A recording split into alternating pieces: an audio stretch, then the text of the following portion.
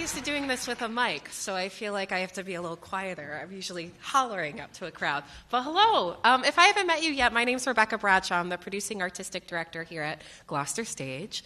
And I'm so excited to come back to a lively crowd. Fishtails has always been a crowd that has lifted the spirits of this theater, especially when it's cold and icy out. So thank you for coming out today, and happy Valentine's Day. You're welcome. Thank you for being here. I know there's a great evening full of great stories, so I don't want to say too much, but thank you so much for being here. And without further ado, I'm going to pass it over to Henry Farini.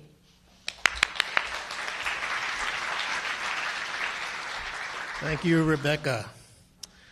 And thank everybody in this audience and for folks who may be watching the stream for coming out to our lucky 13th year of Fishtails. Yeah. I wanted to give a little history about this program and its parent organization, the Gloucester Writers Center, whose mission is to honor and celebrate Cape Ann's rich literary legacy and to empower individuals to engage in the writing and telling of stories in the spirit of civic engagement. I can feel a little bit of civic engagement in this room right now, so I hope you feel it too. Tickets sales from the show go towards supporting our community events, like our monthly open mic led by Rockport Poet Laureate Bob Whalen, our Veterans Writers Program led by Kevin Perrin, a writers series that brings writers from around the world and around the corner to Gloucester to speak about issues that affect our lives. This year, we plan to bring Poet Laureate of the United States, Joy Harjo, to Gloucester. Yeah, we're trying to corral her. So stay tuned for that. Also, we're bringing poet, singer, environmentalist, author, publisher, and longtime member of the Fugs, Ed Sanders, to Gloucester.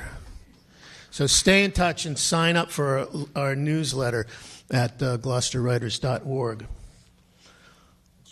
About 15 years ago, the GWC purchased Vincent Farini's home at 126 East Main Street. And since really the middle of the 1940s, the 600-square-foot cottage has doubled as a frame shop and a writing studio for Gloucester's first poet laureate. Picture framing offered a way of life where the poet could provide for his young family while leaving space and time to write. Over the years, this atelier turned into a mecca of sorts where artists and writers would stop by and discuss the nexus of art and politics. People like Charles Olson, Albert Alcalay, Louise Nevelson, Joe Garland, Peter Nastis, and Mary Shore, and many more partook of Vincent's open-door policy. Vince worked over 60-odd years at 126 East Main Street, and I feel he consecrated that space as a place for dialogue and exchange, and it remains that way today, guarded by a 10-foot-tall pencil. In the winter of 2012, Fishtails was created when a small group of folks began to meet and swap stories around a space heater. A few years later, GWC President Maureen Allward had a larger vision for Fishtails, and she steered us toward moving into public spaces around town. Spaces like Shorten, Maine, Alchemy, Dog Bar, North Shore Art Association, and Rocky Neck Cultural Center. Maureen created themes for the shows and helped boost audience attendance, and we started to look at larger venues. Jefferson suggested we check out the Gloucester Stage Company. And we're still here today. That was almost 3 years ago. Lila Goodman, a gifted teacher and storyteller, offered to create a class to help shape and sharpen writers' stories. Ace volunteer extraordinaire Jennifer Brown signed up to help and brought her professional marketing skills with her that has culminated in 9 straight sold-out shows. So thank you for coming. Given so many people have made Fishtails what it is today, we wanted everyone to get a seat. And since we have no more seats because they're sold out, we decided to stream this event on YouTube. So I don't know how many people are watching out there, but thank you for everyone has tuned in. And if folks enjoy the show at home, please go to gloucesterwriters.org and let us know. My sincere thanks to all who have supported the GWC over the last decade and a half. We look forward to presenting more stories that can heal, make us think, and motivate us to action. We are sure going to need it. So without any further ado, I'd like to bring up our Storyteller-in-Residence, Anne McArdle, and Nicki Richon Schoel. But don't forget, Viva St. Valentine's! Hey.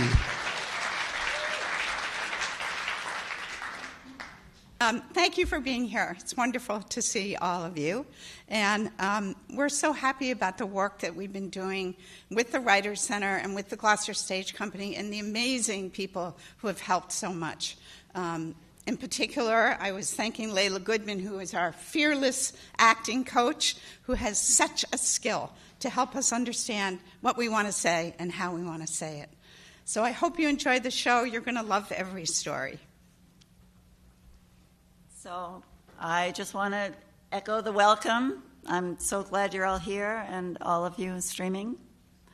I just wanted to say quickly that we have so enjoyed working with the storytellers and Layla, getting this show going, and that we have a special addition to the show tonight. After the intermission, Erika Sutter is going to be doing a short dance, which I know is just going to take your breath away. So the cadre of storytellers that we have tonight include some people who are new to Fishtails and then some veterans who you might call recidivists. They kind of can't help themselves. And the first one I want to introduce is my co-storyteller-in-residence, Nicki Richon Schoel. A little bio. Nicki's a resident of Cape Ann, a gardener, a feminist, a community activist, as well as a writer and fierce advocate for survivors of trauma and abuse. And she's the co-chair of the Gloucester Coalition for the Prevention of Domestic Abuse.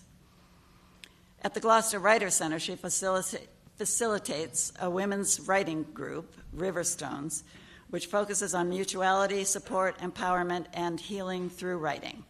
She's currently a therapist with a private practice in Gloucester. This is Nicki's third appearance in Fishtails. She believes we are all deeply connected through the power of our stories. Let's hear it for Nicki Richon Schoel. Thank you, Anne. I met Susie in a bar in San Francisco in 1970. I had left my hippie life in rural New Hampshire amidst at the death throes of a marriage. I was broken by the time I got to San Francisco with some money in my wallet borrowed from my brother. And I had mononucleosis, I had hepatitis, and it was a real disaster.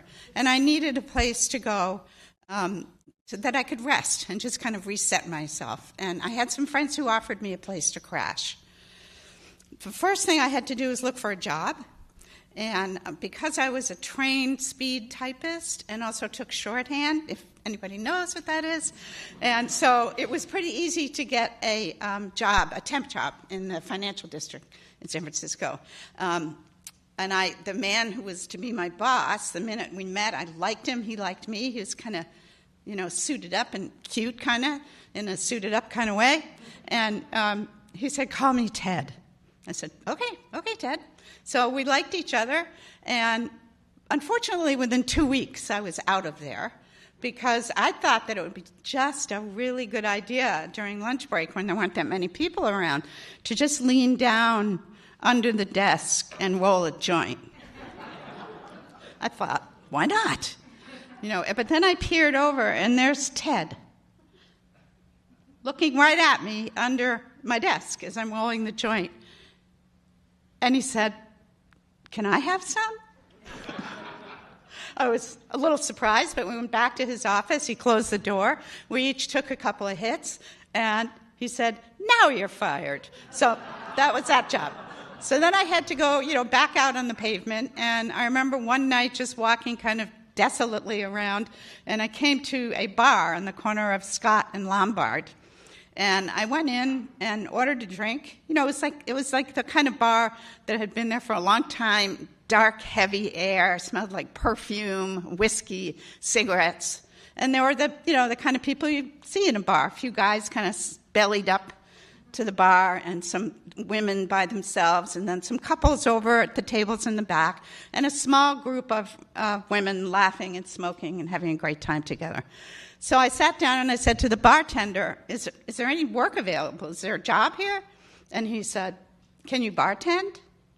And I said, absolutely, yes. But I've never mixed a drink in my life. I was a stoner. I didn't even know, how do you make So I sat for a little bit longer there, and I kind of looked around and saw who was who. And he told me, he came out to the front and said, if you're willing to try, then how about starting tomorrow night? And I said, sure.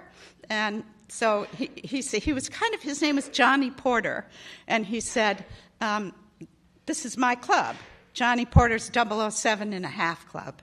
And he had sort of that appeal that kind of shady people can sometimes have, like the bad boyfriend that you're supposed to stay away from. But so I came the next night, and he pointed to the same stool at the bar. So I sat down. I still didn't know exactly what I was going to be doing. But it turns out I sat there for quite a while.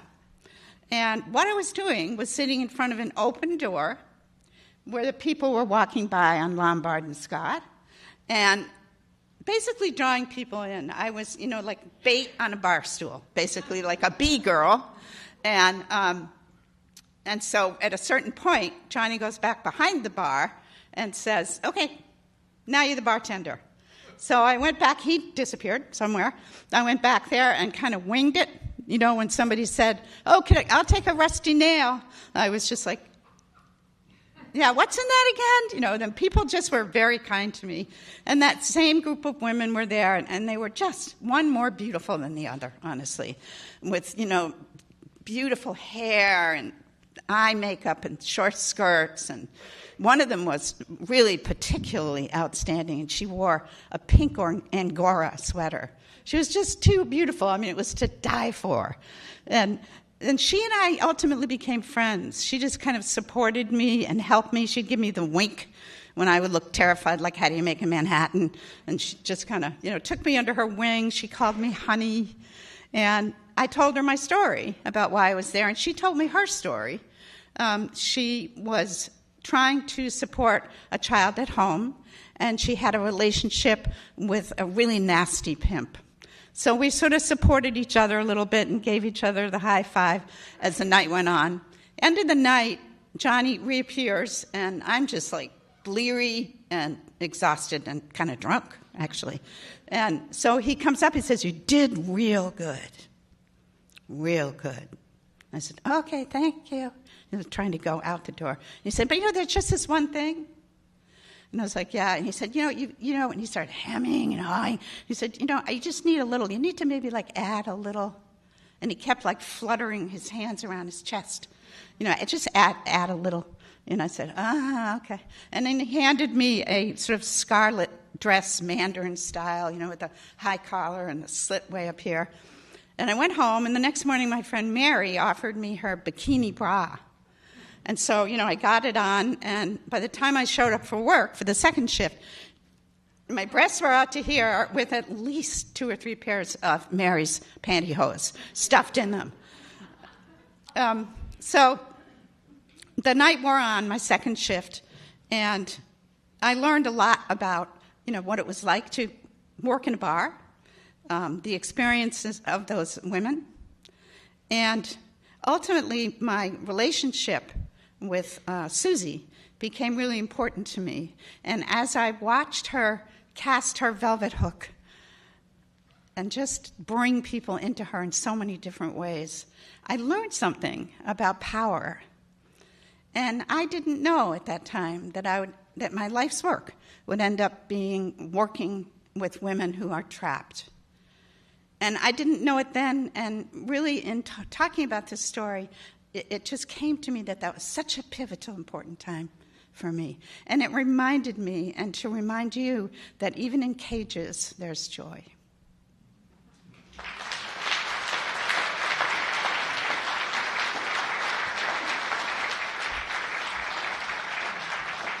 Thanks, Nicki.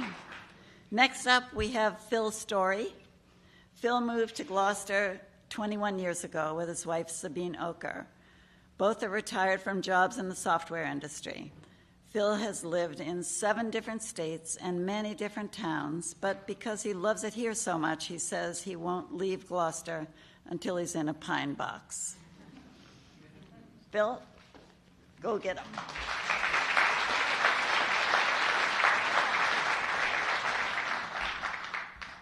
Hi, everyone. Hi. So the story that I'm sharing tonight,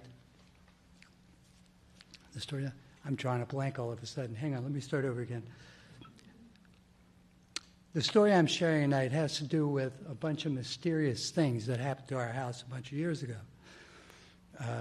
My wife Sabina and I witnessed these things. The story is also about how you could have 1,000 clues and still not be able to solve the mystery in front of you. Okay? So the first thing that happened is we have this square of carpet remnant that we keep in front of the basement door. And in the afternoon, I noticed that it was skewed diagonally, and a corner of it was sticking under the door. And when you opened the door and looked at the corner that was sticking under it, there were long strands of twisty fibers coming off of it. Okay, so I looked at that and I proposed to Sabina that I think somebody's shutting the door too hard, and that's what made that rug happen. She didn't even blink an eye. I mean, really, neither of us thought much about this incident, ... until later. Okay? So the next morning, I went into the bathroom, and the sink was just filthy with black dirt. Damn, Sabina, why'd you leave such a mess? Now, I was in a hurry. I was late for an appointment, so I left without doing anything about it. So Sabina comes home. She sees the mess in the bathroom, and she's thinking, damn, Phil, why did you leave such a mess? Actually, that sentiment fits better with her, honestly, because if there's a mess, I'm usually the cause of it. Okay? So for the third and final clue we got, we should be inducted into the Numbskull Hall of Fame. Okay? So we had these 2 finches at the time, and we kept them in a big wire cage that hung from a floor stand. And we had been out, and we came home. The cage was skewed at an angle like this. The poor birds looked like passengers on the Titanic. And, how did those birds do that? Okay? We honestly entertained this question. Sabina and I argued about it for a long time, and then we finally figured that the birds must have, flown into the side of the cage at the same time, and that's what knocked it off kilter. We sincerely convinced ourselves that this was something that could actually happen. Okay? Fortunately, the very next day, we learned the solution to the problem. Sabina was coming down from the second floor, and as she turned the landing and looked down at the bottom of the steps, there was a little trespasser down there. It was a ginger cat wearing a collar and a very surprised expression. It turned tail and scrambled back down those basement stairs. So I came down around this time, and over a cup of coffee, Sabina was filling me in on this whole thing. And I decided I was going to go downstairs and see what I could see. So I went down, and I placed myself in a position where I could see most of the basement, and then I stood very still and waited. Okay? Sure enough, after a couple minutes, at the other end of the basement, the cat's head came up over a blue tub like a periscope. I looked at the cat looked at me, and then the periscope retracted. So, we really started worrying about this time. Okay? How long can a cat survive without food and water? Okay? Sabina took a walk down to this animal shelter that was in our neighborhood for consultation. They assured her that the cat was probably fine, but you had to catch it soon. And to that end, they lent us a heart trap. Okay? So we set it up in the basement and put a can of tuna in there for bait. We went upstairs and waited 24 hours. No cat appeared. So we called up the shelter and explained this to them. And the first thing they asked us is, well, where did you put the cage? And we said, well, we had it in the middle of the floor so we could see it if the cat got in there. And they were like, oh, no. You have to put it next to a wall, cover it with a blanket, and, you should probably go to tuna fish. Okay, that's a better bait, the tuna fish. And then some catnip, too, if you can get that. So we did that. We went home, we moved the cage, we covered it, and on top of the cat food that was already in there, we dumped a can of tuna, and on top of that, an ounce of catnip. Okay? So we go upstairs, like we did before, we're waiting. Not 10 minutes passed when the most horrible caterwauling started coming up from the basement. I mean, the cat was nuts. So we ran down there, pulled the blanket off, and the first thing we saw was that every morsel of food had been eaten, including the catnip.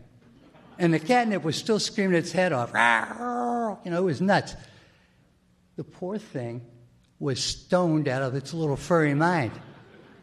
Okay? So we took the cage outside, opened it, and the cat shot out of there like a cannonball, ran across our yard, under the gate, across the street, up the driveway of our across-the-street neighbor, through another yard, under another fence, where it disappeared in a garden that belonged to the house the next street over. Okay? So we thought that was that. We didn't know anybody that lived on that street. Okay? But as luck would have it, we were at a party sometime after that, and were introduced to the two guys who lived on the top floor of that house. And on the first floor, they were Neil and Scott, were their names. On the first floor, Scott's mother lived. And we got around to telling this story about the cat, and their jaws dropped. I mean, they literally dropped. They were like this, you know, because at the same time we were losing sight of the cat, they were seeing the cat that their mother owned materialize like a well-performed magic trick. Okay? So we became very good friends with Scott and Neil. We spent a lot of time over there. And when Scott's mother passed away, they inherited Pam. That was the cat's name. So Pam turned out to be a very friendly cat. We spent a lot of time with her and got to enjoy her quite a bit. All right. One last detail I was saving for last. Okay. On the day after we let Pam go, I walked out the basement door, and there at my feet was a walnut-sized object. It was a mouse head. Now, whether that was a grand gesture of feline gratitude or a Godfather-like warning, I'll never know. Thank you.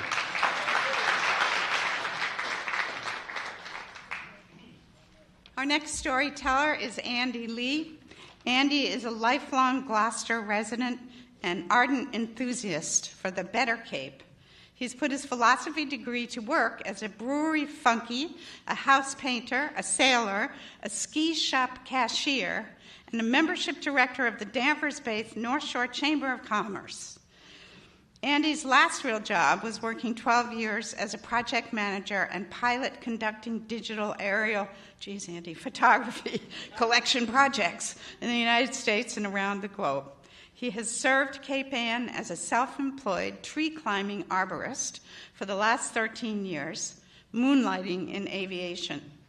Anybody who's ever hired Andy for tree work knows that he loves telling stories and hearing stories, occasionally to the detriment of getting the tree work done, if the stories are particularly good. He can be found hiking the trails, riding the waves, or skating on the ponds on the North Shore, or skiing, trekking, and swimming in the mountains and creeks of Vermont. Please welcome Andy Lee.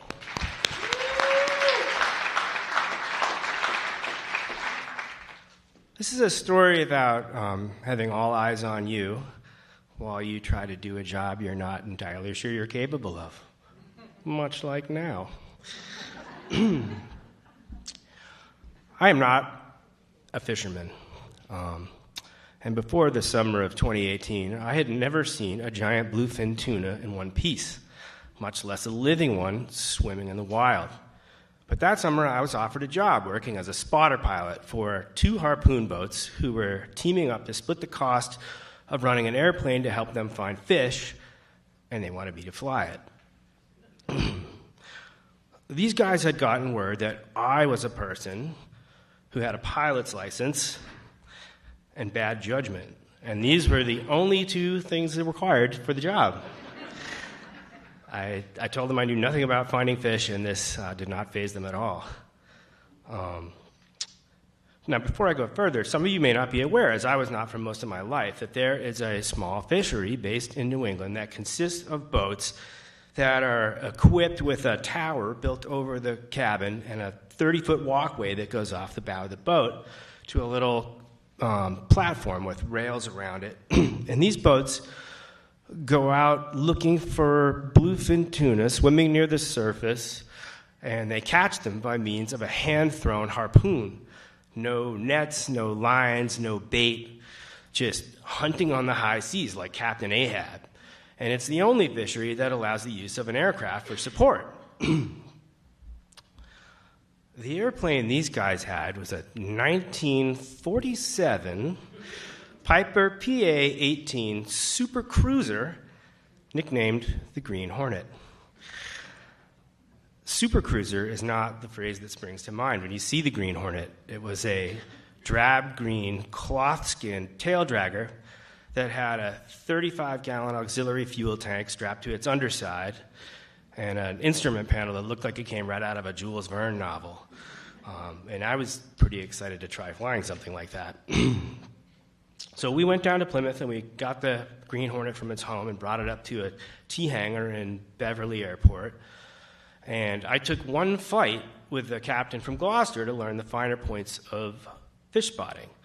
And we took off, and he just talked me through how he wanted me to guide the boat up behind a bunch of fish when we found them.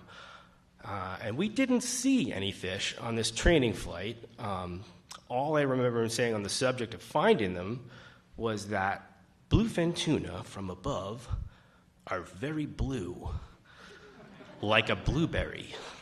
And we went home with me now ostensibly trained as a lethal flying bloodhound, which of course was not the case, and there were problems. The first was that fishermen navigate using a system called TDs, or time differences, which I had never heard of before this job. And so my first day to go fishing came around, and I dragged the green hornet out of its hangar in Beverly, fire it up, go blasting down runway 16, and at 500 feet, I hook a left, and I'm crossing the shore at 1,000 feet. I flip on the marine radio, and I hail the boats. Top of the morning, boys. Green Hornet reporting for duty. I don't know why I did that, but that's what I did every day. But and the captain comes back. All right, good morning. Yeah, come to 820, 490. Click. And it was only then that it occurred to me that while I did have a little handheld GPS that would tell me my location in their language, I had no way of knowing where they were. That meant nothing to me. Not 820, 490. All I knew is that they weren't behind me to the west, so all I had to do is find them out there. So I started testing various easterly headings and watching my little screen to see which way it would grow or shrink the numbers to make them look like the ones that I had heard on the radio. Flying a 71-year-old aircraft out of sight of land while playing a solitary game of warmer, colder on an old battery-powered GPS is one of the reasons they insist on people with a diminished sense of self-preservation for this job. It took me twice as long as it should have, and my flight path looked like the track of an ant looking for crumbs on the ground. But I did make those numbers match, and I found the boat. But relief was short-lived once I got out there, because now I'm in the hot seat to find this fish, which I still, to this point in my life, have never seen. So I start making these wide zigzags back and forth in front of the path of the boat, and I am just scouring the water for anything that resembles a blueberry. And this goes on for a couple hours, and I'm coming up empty, and I'm starting to sweat until I spot this area in the water, and it's being broken by these white slashes, which look to me exactly the way a bunch of feeding tuna would look. So I head straight over there, and I lay the plane hard on its side, and I get in a tight circle so I can look straight down, and sure enough, there they are, two gray shapes swimming away from the area, and I'm over the moon. I'm going to be a hero on day one. So I get on the radio, come to me at your 3 o'clock, I got two up and running over here. And the boat comes racing over and slows down, and I line them up kind of behind the path of where the fish were going, the way I'd been taught a few days earlier. And at about 10 boat lengths behind the fish, the captain walks out to the pulpit on the bow, and he's got his harpoon at the ready. And my heart's in my throat as I'm calling out distance to the fish on the radio and making adjustments to his heading, and I'm all excited. And 5 boat lengths away, I see the captain kind of lean out on the rail for a better look in the water and tuck his harpoon under his arm and turn around and walk back down to the wheelhouse, and I know this is not a good indication. And he comes up on the radio a minute later. Those are dolphins, Andy. That's not what we're looking for. And I felt like a tourist fresh off the bus from Omaha, you know. But that's how my first day went. I did get better at it.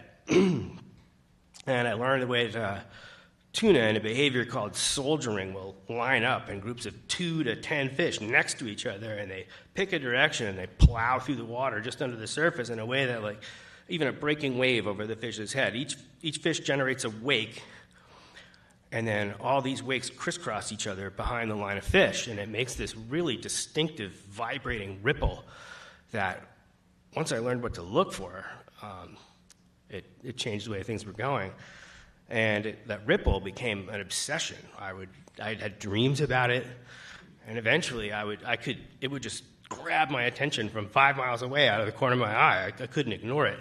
If you've ever looked into your dog's eyes when you're holding up a tennis ball, you know that this is how I lived.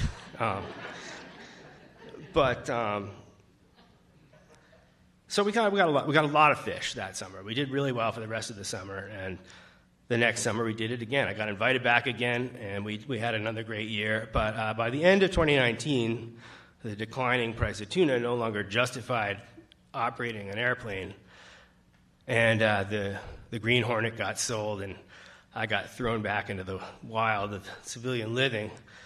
But I came away from that job with a real respect for these guys who stick to a tradition of fishing when it's far from the easiest way to catch fish. And I can say that hunting in a pack of your own species using spears stirs something in the human spirit that is largely hibernating these days. And this nature-loving NPR listener howled like a maniac every time we hit a fish in the plane.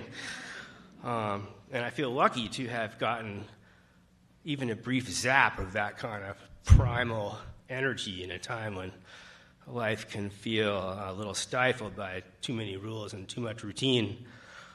And it changed the way I look at the water forever. And to this day, when I'm driving my tree truck down the back shore, I try to keep my eyes on the road, but they always drift east, looking for that ripple.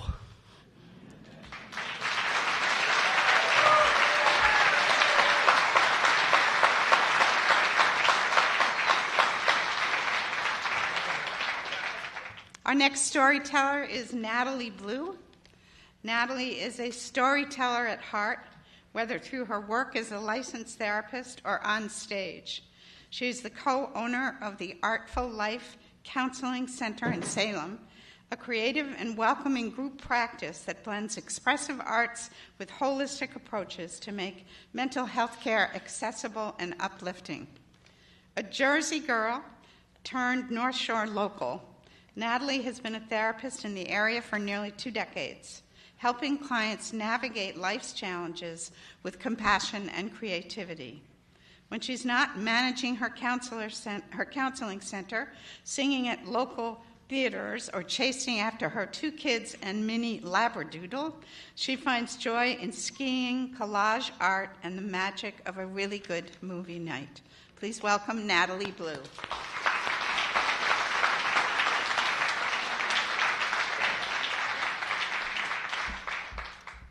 You know those pictures that pop up in your Facebook feed reminding you of your past? You have 1 of 2 reactions. The first is, aww, because it's a picture of your kids or your grandkids when they were really little and adorable. Or it's a picture of you and you're like, oh, was that really me? This is where my love story begins. A couple of months ago, a Facebook memory popped up. It's a picture of me with my husband and my 2 kids. And we are sitting in a horse-drawn carriage in Central Park a few days after Christmas in 2021. I was so overweight, I barely fit on the bench. The irony of this photo popping up at this moment was that I was scrolling on my phone in the waiting room in my doctor's office, about to head into my annual physical. Now, everyone dreads their annual physical. And you know the drill. You check your blood pressure, you listen to your heart, and then comes the best part. They ask you to get on the scale. And so you take off your jacket and your shoes and your socks and you drop your pants and don't forget about your watch. And you hold your breath and you get on that scale and you avert your gaze and you just pray to God that you haven't gained any more weight since your physical last year. So in December, when it was my turn to get on the scale, I removed those layers and I held my breath, but I looked right at it.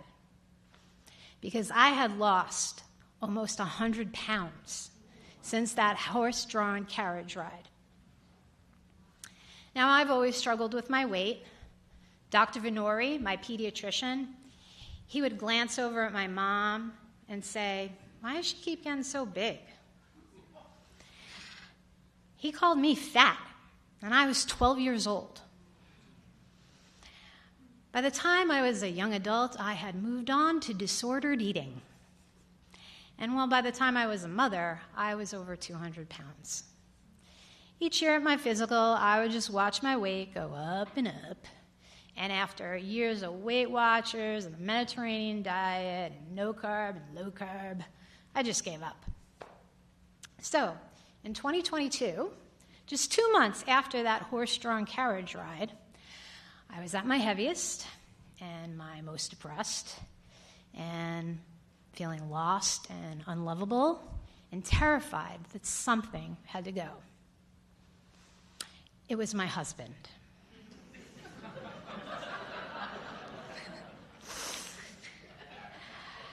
I decided it was time to get a divorce. And now I was desperate for my marriage to work. I had convinced myself that if he didn't love me, no one could. And sometimes there were glimmers of hope. And this is when I would bargain with myself. Well, maybe if I just planned a few more date nights, maybe if we did more fun stuff as a family, maybe if I went on another diet, maybe if I just gave him space, our marriage would work. And every time I thought that things were getting better, he'd move the goalpost. And after 17 years of marriage, well, I threw in my towel. And I was scared shitless to start over. But like getting on that scale, I had to remove some layers. Fear, doubt, self-blame. And I held my breath, and I adjusted to a new life. I had to learn what it was like to be on my own, to be independent, to be the sole provider, to come home to an empty house when my kids were at their dad's, to enjoy my own company. I had to learn how to say yes to doing things that really scared me. And after a little while, I started to enjoy this new life. And when you know it, several months into my separation, it was time for my annual physical. And so I removed those layers. And I held my breath, and I got on that scale, and I looked up at the ceiling, and I heard the nurse say, "You lost 20 pounds." I'm sorry, what? 20 pounds. You lost 20 pounds. Never in my entire life had I lost 20 pounds. This was like an episode of The Twilight Zone. Have you guys heard of that divorce diet? Well, I had, but I thought that was for some other women. And so since I had dropped 20 pounds, my doctor recommended that I try Ozempic. And while I didn't believe I was somebody who could lose weight, I was in this new phase of life where I was saying yes to things that scared me. And I thought, what the hell? What have I got to lose? Clearly 100 pounds. Now, even though I had lost the weight of a small human, I actually gained way more than I lost in my divorce. I gained the courage to put my needs first. A peaceful home for me and my 2 kids. A growing circle of women friends. I gained mental clarity about myself as a local business leader. I didn't think I deserved or earned my success.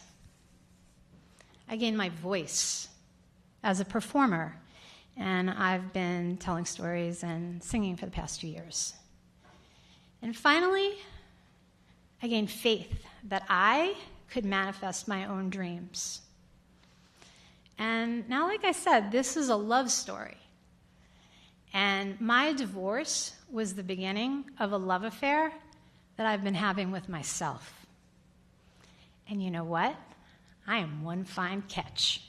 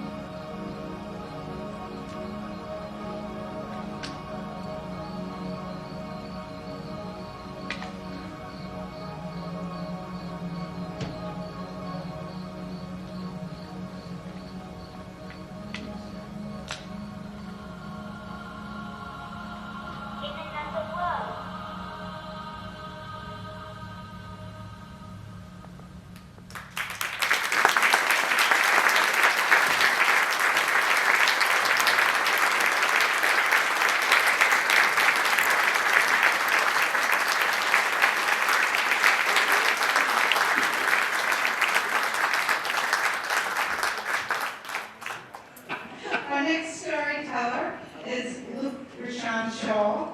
He is a lifetime resident of Cape Ann, a raconteur of tall tales about fish and adventure. He loves his family, his wife, and his 4 children. When he's not sending stories, he builds houses, crafts charcuterie boards, and forages mushrooms. Please welcome my favorite child,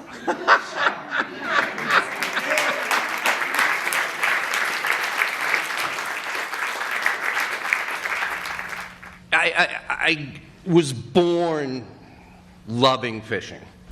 I don't have any amazing stories about my father or my grandfather out in the boat teaching me how to fish. It just was innately in me.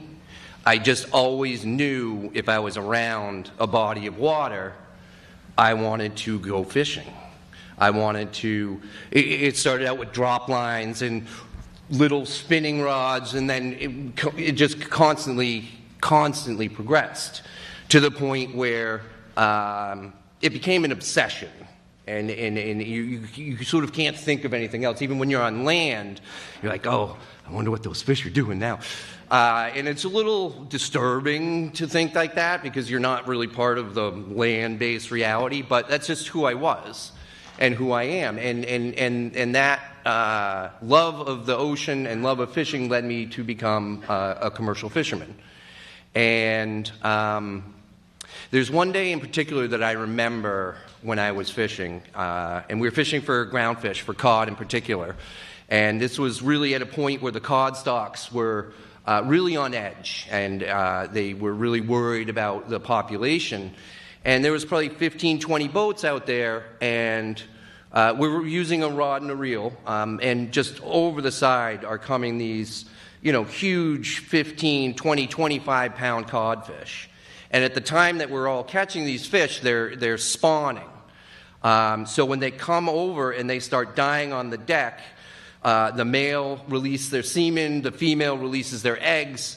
And I just remember standing on deck and looking down, and here are all of these beautiful spawning fish. There's hundreds and thousands of dead codfish at my feet.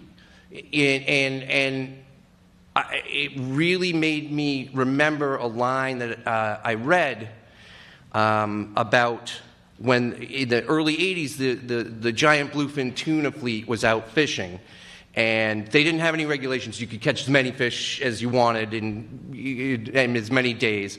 And they were constantly catching these fish, and everyone was catching fish. And someone got on the radio to the fleet and said, maybe we've caught enough. Maybe we should go home. Maybe, give it a little bit of a break. And the response to that was very poignant. And the response to that was, well, nobody's saving any fucking buffalo for me. Right? And it's that mentality of like, if you don't go out and get it, it's going to be gone, and you lost out. And for a time, it really soiled me from commercial fishing. I left it completely. I moved up to northern Vermont, and I became a freshwater catch and release guy. I got my fly rod, and I went out into the rivers, and I really did actually appreciate the concept of being engaged with nature, catching these little trout, and releasing them back into the water. And for a few years, I felt like this was enough for me, that it was okay. And I had this day where, the river is perfectly calm, and you're sitting there with your fly rod, casting it out, and this owl came over my shoulder, and it was just this beautiful, amazing relationship that I had with nature. And I left the river that day, and I went to the fly store, and, because you spend a ridiculous amount of money on these flies that are this big, but, you do it because that's what's going to catch you the fish. And I was having trouble catching, big trout. So I asked the man at the fly store, where am I going to go to get, a good-sized big trout? And he looked at me very earnestly, and he said, it's not about the size of the fish. It's not about the amount of the fish. It's not even if you catch a fish. It's just the enjoyment of the experience. And I got in my car, and I'm driving home, and I'm thinking about that. what he said to me, and I'm really trying to like buy into it. But I realized, fuck that. How do you play a game when the winner doesn't get the biggest fish? Like, who's the best fisherman if you don't get the biggest or the most fish? And right then and there, I realized catch and release is not for me. It's not who I am. I am a hunter and a killer. So we have a fishery that's still relatively viable that Andy talked about. I use a rod and reel to catch giant bluefin tuna. And it's something innately in me that drives me to constantly go out on the ocean and hunt these beautiful fish. Now, the problem is that the last fish I caught and sold, it was a 350-pound dressed, which means it doesn't have any heads or guts, and you just sell the meat, and it sold for $1.70 a pound, which is ludicrously low. Like I had so much guilt about killing this beautiful, huge, like bigger than me fish, and selling it for next to nothing. And I went home and thinking, like, if I had known that, I would have cut the thing off at the boat. I would have let it go. I would have let it swim and do its tuna thing, whatever the hell it does out there. But then my friend called me the next day and he said the tuna are biting, and I got back on the boat. And a really interesting thing happened today, actually. And I honestly, and I'm really telling you the truth, I actually don't know how to deal with it. I'm pretty sure I know how I'm going to, but I don't know how to exactly. Due to this new administration, the federal laws in terms of governing the giant bluefin tuna population look like they're mostly going to get cut. So now it's back to the way it was in the 80s, where you're just allowed to go out on any day and catch as many fish as possible and basically just kill all the buffalo. And I want to tell you, I want to tell you that, like, I'm going to take a moral stand, that I'm not going to be a part of that fishery because it's wrong. And it's wrong. We will wipe out that population if that's what we're allowed to do. But I'm probably going to get on that boat, and I'm probably going to reel that fish up, and I'm probably going to take a harpoon and stab that fish in the head, pull it up, rake its gills, drag it back behind the boat, drown it, kill it, get it into the boat, cut its gill rakers off with a sawzall, rip its guts out, shove some ice in, and send it to Japan. Because innately, I am a hunter. And innately, what is inside of me is the goal to go out, acquire meat, food for me and my family. And it is a ridiculously difficult dichotomy to live with. And and every time I come home, I'm like, I'm not doing that again. And every time I do.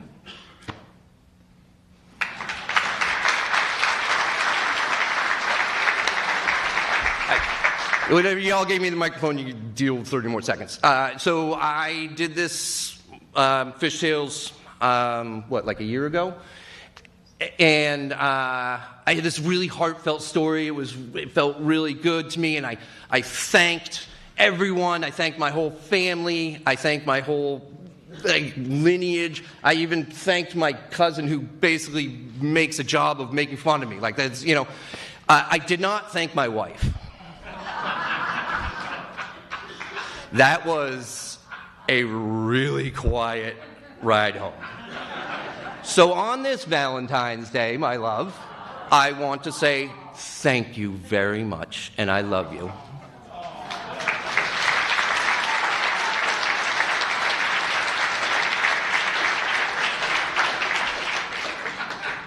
Don't bother.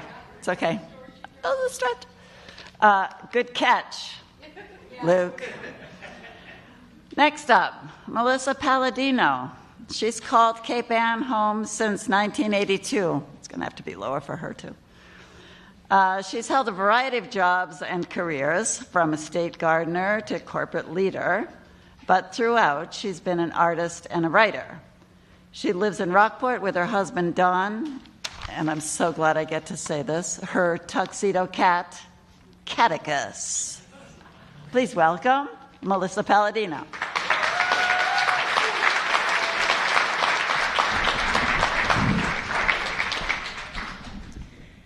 I got my first waitressing job the summer after my sophomore year in college. I lied on the application. I did not have the experience that I stated that I had, and that was immediately apparent because I was a terrible waitress. They should have fired me right away, but they didn't because one of the owners of the restaurant had taken a liking to me. And not too long after that, we started dating. So a little bit about this fellow. His name was Richard. He was 21. He was slender, pale, with freckles and red hair that he parted on the side. He wore loafers. He carried his Parliament cigarettes around in a gold-toned cigarette case. He liked to name drop. He knew a lot of people in the industry. He seemed sophisticated to me, certainly more sophisticated than the frat boy football player I was dating at Colby. He had a sense of humor that could be very sharp and cutting. He could be quite sarcastic. And that is a nice way of saying that he could be kind of an asshole sometimes. My family did not like him at all. If you're sitting next to my dad, he's nodding. We did not like him. But we dated, and not long after that, Richard got a job offer to go to St. Croix and to manage a place in Christiansted, St. Croix. It was a hotel with an attached bar and a restaurant. And as his girlfriend, and we had a long-distance relationship, my trips to see him became trips to St. Croix. So a little bit about Christiansted. In those days, this was the mid-'80s. This was about 10 years after an event called the Fountain Valley Massacre. Now, I'm not going to tell you about the Fountain Valley Massacre. If you want, you can look it up when you get home. But as you might be able to infer from the name, it was not good for the tourist industry. So it was a hard place to live. There was quite a disparity between the haves and the have-nots. There was a lot of racial tension.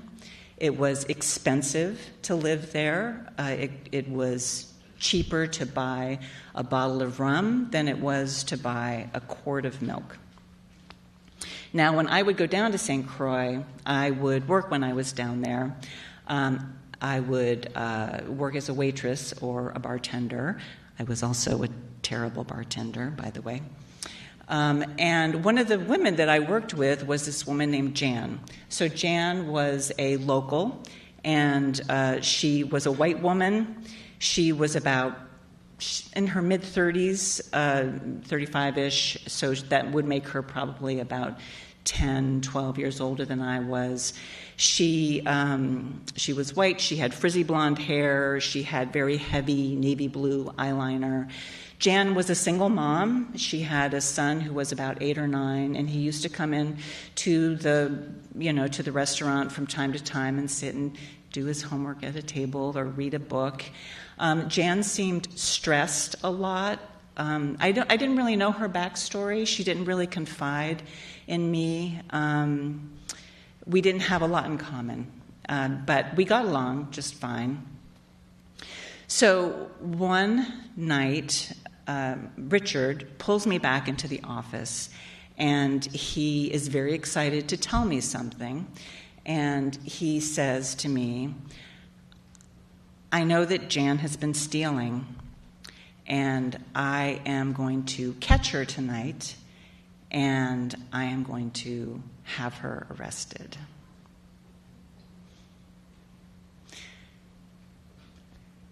So I went back out to the bar, And there's Jan.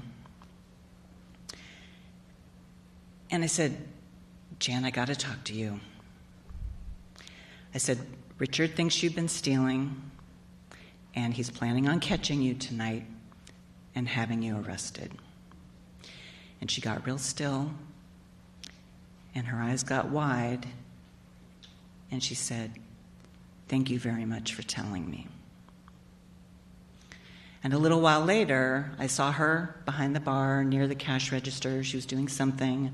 I assumed she was moving money, maybe from her purse to the cash register. And Richard did not catch her that night, and there was no arrest.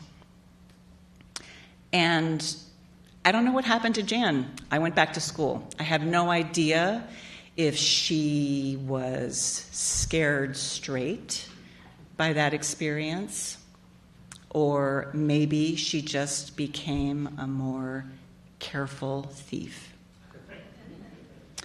All I know is that there was going to be a decision that night about how her future was going to go. And I took that decision out of the hands of somebody else, and I gave it back to her. Thank you.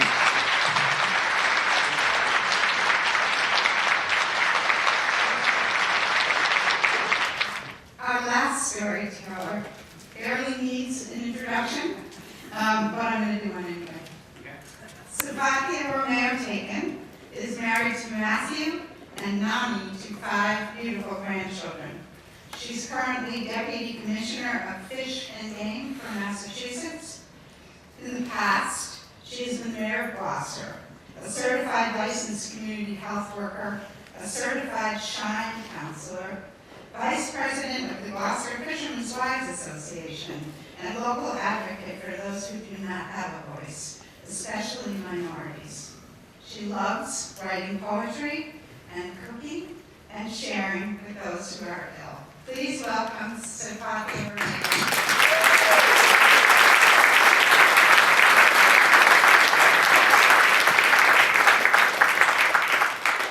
Good evening, everyone. So these stories were remarkable. Every story, I have a piece of it. The cat was from Palladino. We lived in the West End, we had rats. When they fixed the lofts, we got the rats. My mother thought we stole the cheese. It was not us. As far as Nicole getting high in 8th grade, and yes, I was dancing like that. I was known in 8th grade, never did that again. I like to dance like that. All the stories, and I hope the regulations stay for the tunes. I hope the regulation stays because being Deputy Commissioner, we have to save all habitat of all the oceans. So that's another thing.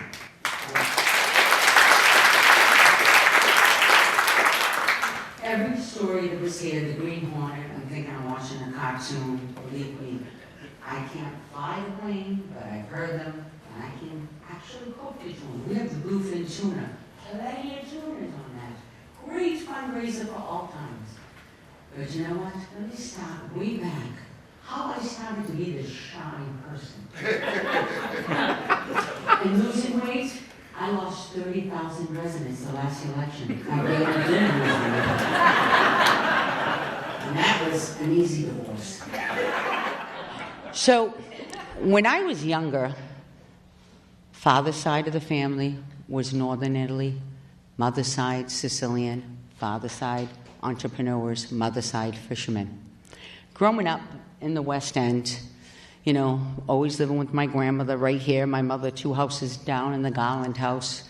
We always were among each other. Every Sunday we knew the whole neighborhood was going to be cooking the spaghetti with the sauce and the meatball. Sugo. Don't ever call it gravy. Sugo. We all knew that was happening in everyone's neighborhood. And we all grew up. Nobody knew who was rich and no one knew who was poor. I wanted to be like a little bit of everyone. I grew up. My sister's here today. We're 4 girls and 1 brother. And he thought he was king because he's the only male in a female house. Okay, and especially in an Italian one. I was always told, you're not to marry a fisherman, and you're not to marry an Italian. Me, never listening to people, I married a fisherman who's Italian. I couldn't understand why they didn't want me to marry a fisherman until I got a little older and I had to stay with my grandmother when my grandfather was out fishing. My grandfather fished and my mother's brothers fished. It was horrible. If there was a storm, every single light would be turned off, the Bible would come out, and we'd have like no TV, no nothing. And she would pray that he'd come home safe.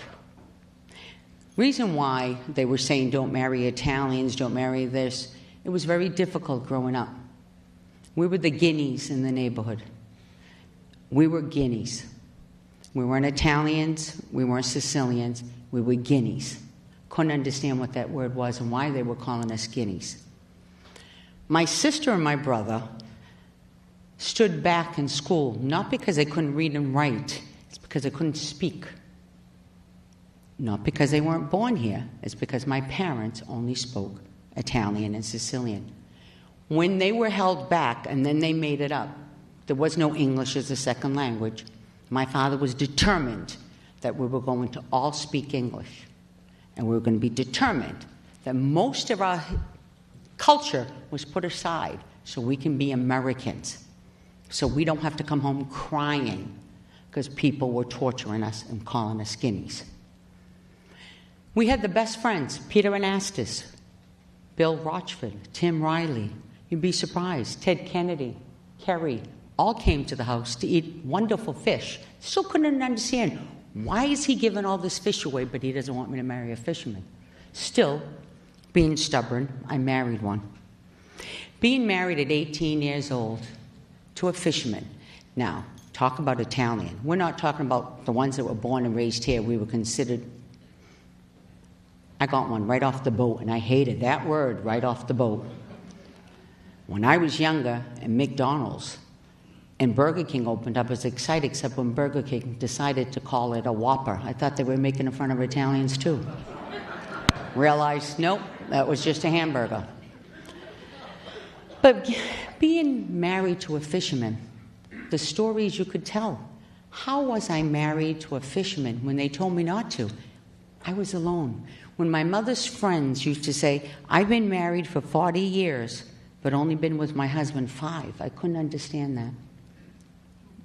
After so many times learning that he'd go out fishing for 10 days, he would come home for 3 days. The first day was unloading fish. Second day, say hello to all the relatives. Third day, you're back out. We were married, but we didn't live with each other. I lived with all the rest of the wives that was on board that boat. There were boats that did not come in. We knew they were coming in for Fiesta and Christmas. I gave birth. My husband wasn't home. My first child, my husband was not home. He was out fishing. You didn't take a day off. There was no existence. It's a trip. 10 days. You couldn't afford. There was no FMLA. There was no nothing. So I was alone with family. But I was also with the other wives. See, we didn't have cell phones. We didn't have CBs. We had marine operators, and they would call. Marine operator calling, this is a little flower coming in. The boats will be coming in. Shit, we got to go home now and play house. We got to go home, shit, shower, shaved, and pretend we were good. That's what we did. I'm sorry. Do you mind giving me my water? I had my medications for my... And so we did that. But when they were out fishing, we lived with the other wives. Whoever you fished on that boat, you were married to each single wife. Back then, there was 10 on a boat. It went from 10 to 8 to 7 to 6 to 5. And now if you can find a crew, you're very lucky. But we were married to each other. Our children grew up. We invented the word play date. We did everything together. We didn't know how to be wives, you know, because we were the father, the mother, the sister, the brother. They didn't want to know anything that was going on shore, and we didn't interfere to anything that was going out at sea. We knew if there was bad weather, we prayed together. If we heard another boat was sinking, we went to that family, we cooked, and we prayed with that family. It was so many scary times. My husband was on vessels that sank. Why are you going back out fishing? Why can't you do something else, I'd say to him. Why can't you work like everyone else on shore? When he'd stay home for a couple of days, we didn't even know how to communicate. We didn't talk about politics. I don't want to talk about it now either. Oh, shit. But we didn't talk about politics. We didn't talk about anything. We talked about just family, and they would go with the men down the club, talk about what's going to go fishing, what fish they caught, what's going on, the regulation, the amendments, and we tried to have to be their voice. We had to be their voice. We had to be fathers, mothers, bookkeepers, accountings. We didn't let them know that we couldn't afford to live because they didn't make anything for 3-4 months. We didn't let them know that we were struggling. We helped each other because you didn't want your husband to know that you couldn't survive because then he'd feel like he was nothing. How was he doing that? You didn't want him to think of home while they're out at sea risking their lives, going out with their sick, pneumonia, no matter what, broken toes, ribs, it didn't matter. They went out. There was strong boats in Gloucester. The Joseph and Lucia's, they didn't hear weather reports. The Vito C didn't hear weather reports. They were out there. They were strong. Coast Guard would say, "What are you doing?" And they didn't care. They did not care. They had to catch their fish. They had to bring it home. They had to prove themselves. Different nationalities, men were growing up. They had to prove themselves. I asked my husband, "Didn't you have a dream when you were little?" He said, "Look, if you lived by the land, you were a farmer. If you lived by the ocean, you were a fisherman. There was no dreams." His dream was to own a boat. We owned a boat. We purchased a boat before we even purchased a house. That boat, gone, sank in the rough seas. I said, "Well, maybe he'll stop." No, he went back fishing. Another boat sank. He still went back fishing. He said, "The sea calls me. The sea is it's all I know how to do." I didn't know how to be a wife when he was home for longer than a week. We were playing house. How can we be home? He was crushed by 1,000 pounds of ice, and he was home every day. How do I be a wife? How do I talk to him? How do I communicate? What do I do? I had family. We didn't have to want anything when you have family. Gloucester, everyone's wonderful. It wasn't about financial burden. It was, how do I talk to him? What do I say to him? I only know how to talk to the wives. I only know how to communicate with them. Here's this man who wants to communicate with me. How do I do that? Well, you know what we learned? I learned how to become a wife after 15 years married. 15 years. I might have been with him maybe 4 years. I learned how to become that wife. He was creative. He can work with his hands. He was electrical. He was doing things. But every time we drove by the ocean, he'd look out there, and he would say, "That boat's in trouble. That boat has fish." Until one day when the doctor said to him, "The injury that you sustained down on the wharf when you were crushed by 1,000 pounds of ice, you'll never be able to return to the sea." My husband got depressed, and he decided that he was worth nothing if he can't support his family. He took his life, and he left me with 3 children. I had to become mother, father again, but the community embraced me. I went to school. I didn't have a college degree when he was alive. I went to school. I went to work. I started a career. I got a college degree. Now, people didn't believe I had that college degree, but now it is. Everyone's doing it on the computer. I guess I was the first one who invented it. I don't know. But we pulled through. I never wanted to be a mayor until hell froze over. It froze. Troll me. It froze. It's frozen tonight. Doesn't mean I'm running for office. Never again. You learn what the best thing about this whole community is. We pull together. We pull together. We're strong. I've got 3 beautiful children. Yes, one always has problems, one has this, one goes that, but we live together. This community has picked me up so many times, has picked the fishing fleet so many times. I'm an advocate out there. I'm a strong advocate, a strong voice, still continue, because I know how to be a wife. I know how to be a fisherman's wife. But I'll tell you something right now. I'm a strong woman who knows how to survive, who knows how to be mother, father, sister, brother. Even on Valentine's Day, I don't need chocolate. Well, I lied. Yes, I do. Give me my chocolate. But what I do need is everyone in here. Every single person who's out there or here. Sometimes, we can get angry at one another. But let me tell you something. This community has never let me or the fishing fleet or the minorities or any single writer, an artist, a dancer, nobody ever has felt alone. Because when we need to pull together people, we always do. We may laugh, we may cry, we may say things. You may get high too much, but that's okay. Nicole, you really got to stop. But you know what? The best thing about it's legal now. Who knew? You could have been freaking rich. But the fact is, all of us have made this fishing fleet stronger because you buy the local fish, you know the sacrifice the fishermen make, you know the sacrifice we do. We all try to do it together, and we continue. You'd be happy to know I'm staying out of politics. I'm going to try to save the habitat and the climate and everything else.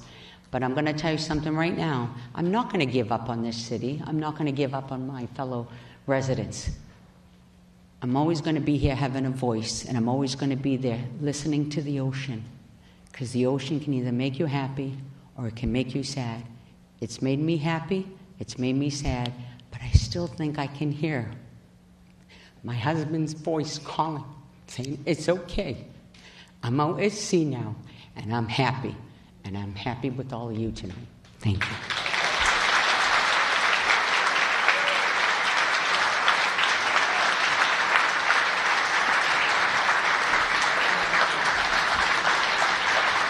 Let's have another round of applause for all the performers tonight.